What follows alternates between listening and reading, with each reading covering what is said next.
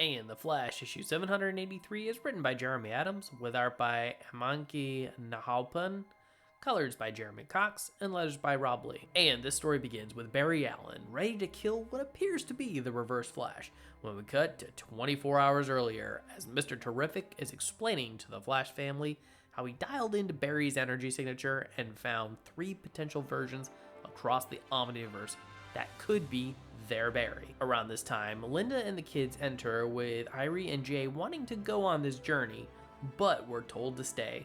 However, this only emboldened them, as when all of the adults were distracted by Mr. Terrific explaining how to get back with a special wristband, and Linda trying to tell Wally that she has powers, that Irie takes one of the wristbands and drags Jay through the portal, with Jay Garrick jumping in after them seconds later. The rest of the Flash family soon goes through with leaving Mr. Terrific to tell Linda he's aware of her powers and that she should just tell Wally. We quickly find out that Jay and Irie landed in one location, and, unbeknownst to them, that this universe's Flash is right behind them. One that has a little bat-like flavor to him. We then cut to Max Mercury and Jesse Quick, who land in a desert and quickly find this universe's Barry is more or less Mad Max. We are then introduced to yet another Barry Allen, this one having the ideal family life, who made breakfast for his wife and kids, and after getting a distress beacon, meets up with Kid Flash to try and stop Captain Cold. The two work well together and quickly stop the rogue, when we find Wally and Wallace had been watching from above, both confused as to what they were witnessing. This book was up and down, but let's first start with the positives. I think this book was fairly well paced, and it offered interesting and different perspectives, taking advantage of the Omniverse. There's also an engaging element to this whole idea of the search for Barry Allen, because unlike last time when Barry Allen disappeared into the Speed Force and he was gone for, almost 30 years or so, this time they're like, alright, we're gonna get down in there and find this guy and bring him home. Which leads me to asking some questions that I think I should be asking questions about, such as, are any of the 3 that Mr. Terrific found even their Barry Allen at all? Because thus far as the story presented, we do have 3 interpretations of Barry Allen. As said in the summary portion, we've got the one that Irie and Jay, kind of came across. He's standing behind them. They didn't see him just yet, but he's got this kind of, Batman-like thing about him. I mean, heck, even the whole thing with, the dark sky, the thunder, seeing the tower, which was called Allen Tower, it gave me sort of Flashpoint Thomas Wayne vibes, but from the Flash perspective. You also have Max Mercury and Jesse Quick, who land in a desert, and they come across, effectively, Mad Max Barry Allen. He's driving this fast car, he's traveling with this group of people. Is he good? Is he not good? We don't really know. And then we have our sort of pseudo silver bronze age Barry Allen. He's got the perfect life, the perfect family. It's a very classic Flash. Oh yeah, and then another question, where did Jay Garrick end up? Because Irie and Jay, they did manage to get through the portal first, so it stands to reason, as he was a few seconds behind, that he most likely ended up somewhere else. And speaking of Irie and Jay, let's get into some criticisms that I do have about the story. Because if there's one thing that we know about Jay and Irie, particularly Irie within Jeremy Adams' run, is that these two get into some shenanigans. And I mean, they get into a lot of shenanigans. They get into so much shenanigans, I could probably say shenanigans a few times. Shenanigans. And it's so much to the point over the course of this run that I do have trouble believing that they would bring Jay and Irie to this, big event deal where they're about to go through this portal to find Barry Allen, and then nobody's watching them. Everyone's conversating. Wallace does take the time to acknowledge to Jay and Irie that they can't go on this mission with them.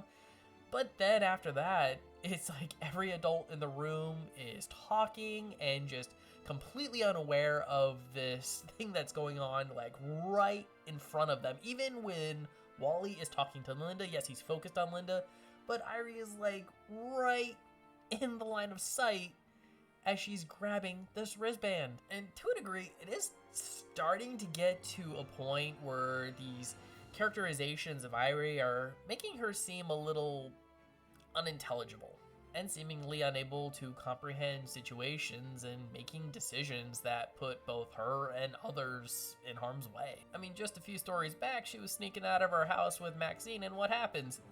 They get kidnapped, and it's Jay that has to end up saving her. And despite still being a kid, I think she's definitely old enough to know better, and especially after some of the experiences she's had recently. But even if we go on the idea of, okay, this is just, the whim of a child who just doesn't understand, even at her current age and whatnot, it still starts to also reflect badly on the adults who, well, are supposed to be watching her, particularly her parents, because everybody who spends time with her in, the Flash family in general should know how Irie and Jay are. And to me, it does make the situation itself feel a little more manufactured because Jeremy Adams, really wants them in this story. And I will admit, as much as I love Wally being back as the Flash, as much as I love him having his family, I think it's well deserved. He's earned it. I don't think his kids have to be in every story. And with this particular tie-in to Dark Crisis only being 3 issues, I am a bit worried that this plot point is only going to take away from the main focus of the story, which is finding Barry Allen. And speaking of Barry Allen, there's definitely some dialogue in this book that I wasn't too keen on, and where they're talking about the Justice League, having been killed off, and how it left this giant power vacuum, and it's like, that's why we need Barry and whatnot. And to me, it just kind of comes across as, them saying that they can't handle the present situation as it is, without Barry Allen. And to me, I feel like this kind of takes away from Wally, who has proved himself on numerous occasions that he is more than capable of not only filling in Barry Allen's shoes, but, exceeding him. But DC, for some weird reason, has this weird Barry Allen Messiah thing going on, where it's just like, the dude's the greatest thing ever, and that, no other Flash comes close to him. So when they're saying that, while yes, we need Barry Allen because he's one of the greatest heroes that ever lived, I mean, you could make the same argument about Wally. You could even make the same argument about Jay. It's not until Wally says that he's family that I was a little more on board with it, because I more so like the concept of, them wanting to get Barry out, not just because they need him, but also because he's family, rather than deciding, okay, we need to get Barry out because we just can't handle the situation as is. Whereas I think that, Barry is definitely helpful, but not necessarily needed. And again, I just feel like it takes a little bit away from, the strides that Wally has taken forward in, reassuming the mantle as the Flash. And then the last one is, more of a minor nitpick than anything else, but after, Wally and Wallace saw the whole, Flash and Kid Flash thing happen, and they're just kind of both are really confused on what's going on. And I'm sort of in the thought process of, well, you knew you were going into the Speed Force, going through the Omniverse, you were going to see, multiple versions of Barry most likely. So I'm sort of thinking, why would you be confused at what you saw? Maybe a little off-put because, oh my gosh, it's Barry and it's Wally as a kid when he was Kid Flash. But having gone through time and multiverses before, I think they'd be taken aback, but not necessarily confused at what they're seeing. More so, should have come to the conclusion of, okay, this is the way this world is set up. Like I said, minor nitpick, but, we'll see how it plays out in the next issue. Now, when it comes to the art, I'm actually really digging it here. I mean, I thought the Flash art for a while has been just, it's been decent, it's been serviceable, but here, I definitely like it a lot more. Particularly with the monkey's close-up facial expressions, I think have been much better than what previous issues have been doing as of late. Then, of course, there's the switch in art styles where, we have that more standard one at the start, but the first and then, final few pages have this very interesting, retro style with less fantastical elements. And there's also the comic halftones that are visible. Oh, and then, of course, speaking of that first page, although that's the Reverse Flash costume, I might be mistaken, but you saw the hair and the side of the face, and I was thinking to myself, I think that's Wally wearing the Reverse Flash outfit, because then we're cutting to 24 hours earlier and whatnot. And if it is, I'm really interested to see how we got to that moment right there.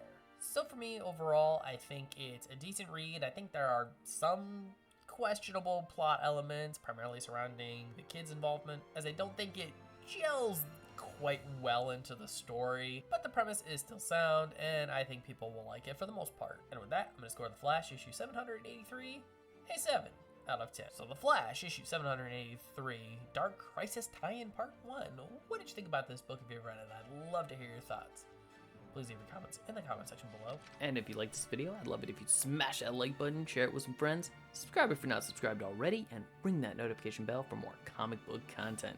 And if you're wondering what to watch next, consider one of these 2 videos. Alright, take care, have a great day, and as always, stay geeky.